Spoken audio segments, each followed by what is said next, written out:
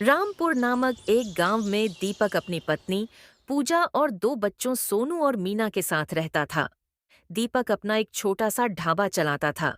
दीपक बड़ा ही लजीज खाना बनाता था, जिससे उसका ढाबा ठीक ठाक चलता था। वाह यार दीपक, क्या लाजवाब खाना है। तुझे पता है इतना स्वादिष्ट मटर पनीर मेरी माँ भी बनाया करती थी यार। वाह वाह यार, मजा आ गया।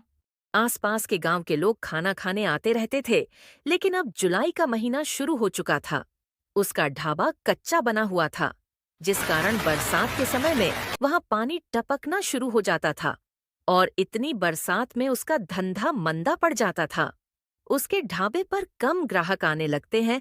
बाहर बारिश जोरों पर है। है भगवान, पिछले एक हफ्ते से बहुत ही कम काम हो रहा है। अगर ऐसे ही चलता रहा तो कैसे काम चलेगा? कहीं ऐसा ना हो कि मुझे अपना ढाबा बंद करना पड़े। ऊपर वाला सब ठीक कर देगा जी। बारिश में लोगों को आने में थोड़ी दिक्कत होती है, ऊपर से ढाबे में पानी भी टपकता है, शायद इसलिए। चलिए आज मैं भी आपके साथ चलती हूँ। और वे दोनों बरसात में ढाबे पर चले जाते हैं।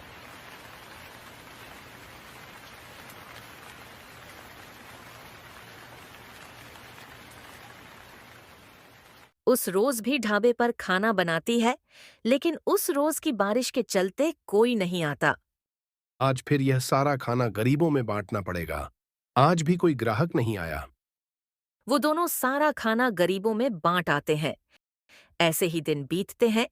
इन सारी रात के समय गांव में तेज तूफान आते हैं और जोरों से बिजली कड़कती है और उनके ढाबे पर जाकर गिरती है, जिससे उनका ढाबा पूरा जल जाता है। है भगवान, यह क्या हो गया? अब मैं क्या करूंगा? मेरी तो रोजी रोटी ही छिन गई है। है भगवान, मेरे साथ ही ऐसा क्यों होता है? हिम्मत मत हारिए जी, सब ठीक हो जाएगा। है भगवान, हमारा क्या कसूर है जो आप हमें ऐसी सजा दे रहे हो? दिन ब दिन बारिश बढ़ती जा रही थी और दीपक उसी बारिश में काम ढूंढने निकलता है और वो वापस अपने घर चला आता है। एक दिन दीपक का चाचा उनके घर पर आता है। अरे दीपक, इतनी बारिश में रोज रोज काम ढूंढने निकलते हो। इससे तो अच्छा ये होगा कि तुम मेरे साथ चलो और मेरी दुकान पर काम करो, और मैं तुमको महीने के आखिर में तनख्वाह दे दिया करूंगा। ठीक है चाचा जी, वैसे भी मेरे पास और कोई काम तो है नहीं। हाँ जी, कम से कम घर का खर्चा तो चलेगा। दीपक अपने चाचा की दुकान पर काम करने लगता है। दुकान के अंदर का सारा काम संभालता है, लेकिन जैसे ही महीना पूरा होने को आता है, तभी तनख्वाह देने के नाम पर उसका चाचा टाल मटोल करने लगता है। दीपक अपने चाचा से कहता है कि उसे पैसों की जरूरत है। पैसे कैसे पैसे, ये तुम कैसी बातें कर रहे हो?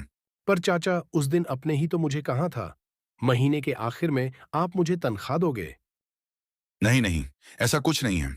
तुमको काम की जरूरत थी, मैं जानता था, लेकिन मैं तुमको यहाँ पर अपनी मदद करने के लिए बुलाता था, और मदद करने के लिए भी कोई पैसे लेता है। तुमने मेरे साथ ठीक नहीं किया। मैं तुम्हें देख लूंगा चाचा। अरे जाओ जाओ, बड़े आए मुझे सबक सिखाने वाले। दीपक दुखी मन से घर आ जाता है। आ गए आप, तो मैंने कहा कि आज तो आपको तनख्वाह भी मिल गई होगी। तो पापा, फिर तो आप कल ही मेरे स्कूल की फीस भर दीजिए। आपको पता है, मेरी टीचर मुझे रोज रोज फीस के लिए टोकती है। ये सुनते ही दीपक की आंखों में आंसू आ जाते हैं। क्या हुआ जी, आप रो क्यों रहे हो? फिर दीपक उन्हें सारी बात बताता है। उसे तो चाचा कहते हुए भी शर्म आ रही है। मुझे फिर से जैसे तैसे दूसरी जगह नौकरी की तलाश करनी पड़ेगी। उसे एक ड्राइवर की नौकरी का काम मिल जाता है, जहां उसे महीने के 9,000 रुपए तनख्वाह के रूप में मिलते हैं।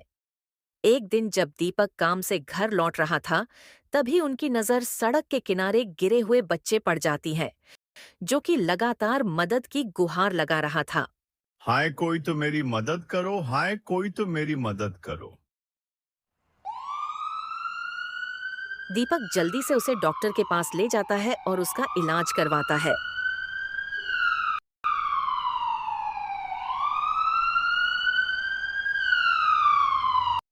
जैसे यह बात जमींदार को पता चली, जमींदार दौड़ा दौड़ा आया।